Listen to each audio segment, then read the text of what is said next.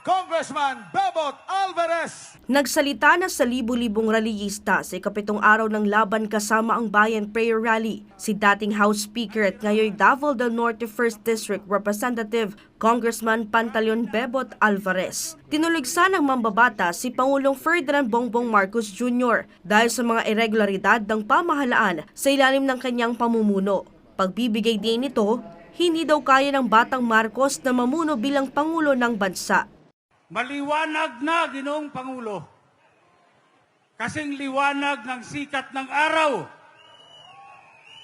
na hindi nyo kayang pamunuan ang bansang Pilipinas. Matagal-tagal na rin po akong nanirahan sa bansa. Marami na akong administrasyon na nakita. Marami ng presidente ang dumaan. Ngunit, wala akong nakita kahit isang administrasyon na pinakialaman ang AIX. Ang pera raw kasi ng bayan na imbes itulong sa mga maralitang Pilipino ay ninanakaw pa ng mga korap na mga opisyal ng gobyerno. Nandyan po ang kasamahan ko sa Kongreso.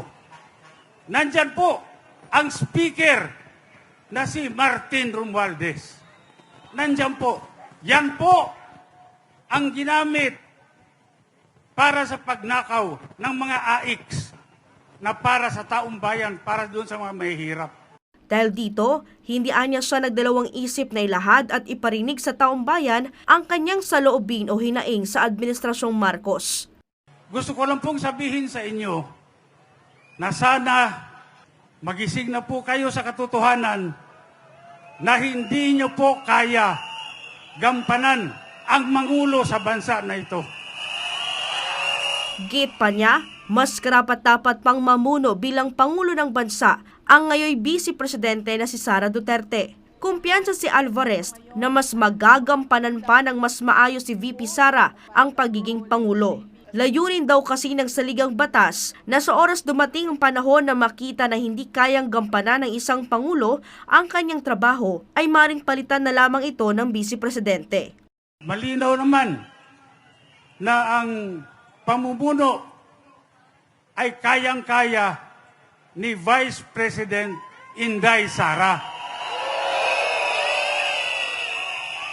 Kami po, Ginoong Pangulo, ay hindi titigil sa pagdadasal hanggat makita nyo ang liwanag. Patuloy po kaming manalangin na sana you will do the supreme sacrifice of resigning from your position. Umaasa si Alvarez na pakikinggan ni PBBM ang kanyang panawagan para sa interes ng maraming Pilipino. Mayroon naman anyang kwalipikado sa kanyang posisyon na totoong halal ng bayan. Hayaan anyang ipagpatuloy ni VP Sara na mamuno bilang Pangulo ng bansang Pilipinas. Tama na po sa pagkukunwari na kaya. Hindi po talaga kaya. Para sa Diyos at sa Pilipinas kong mahal, ito si Sheena Torno, SMNI News.